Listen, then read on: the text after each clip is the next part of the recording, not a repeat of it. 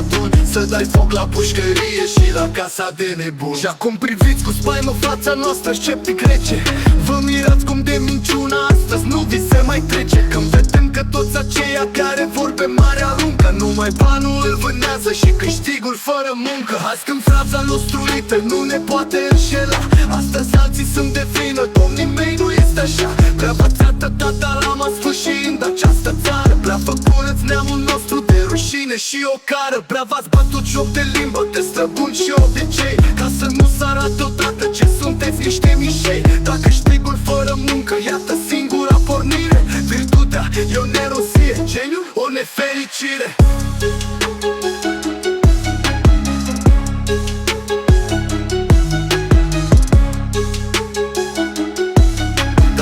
Măcar strămoșii ca să doarmă în cod de cronici, din trecutul de mărire v-ar privi cel mult ironici. Instituții mult ironici.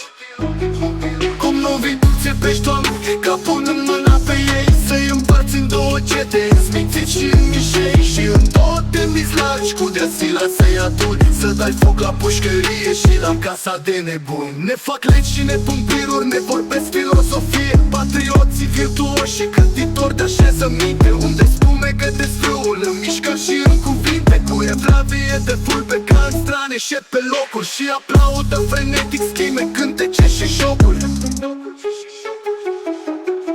Cum nu viduțe pești oameni, ca punând mâna pe ei, să-i împarți în două cete, smințiți și în mișei, și în două temniți largi, cu de-asila să-i aduni, să dai foc la pușcărie și la casa de nebun. Spuma asta înveninată, asta plebe azi cu noi, să ajungă fi stăpână și pe țară și pe noi. Tot ce e perfid și lacom, tot fanarul, toți iloții, toți se scoseră aici și formează patrioții. Încât vom fi și plecarii, căcăuții și cușații, bâlbâiți cu gura strâmbă, sunt stăpânii astei nații. Voi sunteți urmașii Romei, niște răi și niște fameni, e rușine omenirii să vă zică vouă oameni. Și această ciumă în lume și aceste creaturi, nici rușine n-au să iei în smintitele lor guri. Gloria neamului nostru spre a o face de o cară, îndrăznesc ca să rostească plin și numele tău țară. La Paris în lupanare de cinismul și de lene, cu femeile pierdute și nociile obscene. Acolo v-a spus averea, tinerețele l-a scos,